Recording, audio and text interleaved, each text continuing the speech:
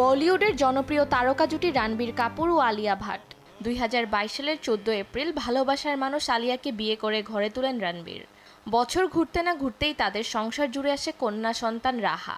পাল্টে যায় জীবনের সব হিসেব নিকেশ। দাম্পত্য জীবনে তারা এখন বেশ সুখী। এবার এরকম সুখী পরিবারের পেছনের কাহিনী তুলে ধরলেন রণবীর। সম্প্রতি এক সাক্ষাৎকারে রণবীর তার ব্যক্তিগত জীবন সম্পর্কে বলেছেন।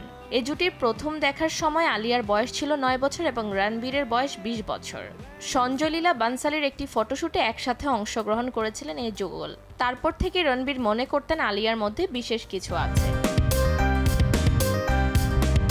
রণবীর আরও বলেছেন কিভাবে তারা তাদের অবসর সময়কে বিশেষ মুহূর্তে পরিণত করেন। অবসর সময় তারা বসে সিনেমা দেখেন, একে অপরের আইডিয়া ভাগ করেন, আড্ডা দেন, যা তাদের সম্পর্ককে আরও মজবুত করতে সহায়তা করে।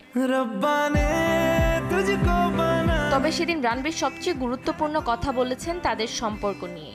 তার মতে একটি সুসম্পর্ক বজায় রাখতে দুদিক থেকেই চেষ্টা থাকতে হয়, দুদিক থেকেই সমান ত্যাগ স্বীকার করতে হয়।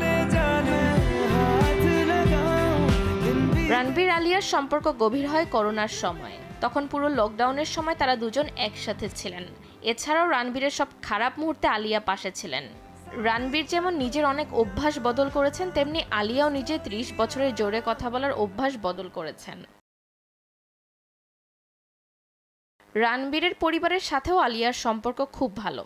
বিশেষ করে নিতু কাপুরের সাথে তার সম্পর্ক একদম বন্ধুর মতো, যার কারণে রণবীর অনেক বেশি খুশি। তিনি সাক্ষাৎকারের শেষে বলেন, আমার চারপাশ নারী দ্বারা বেষ্টিত।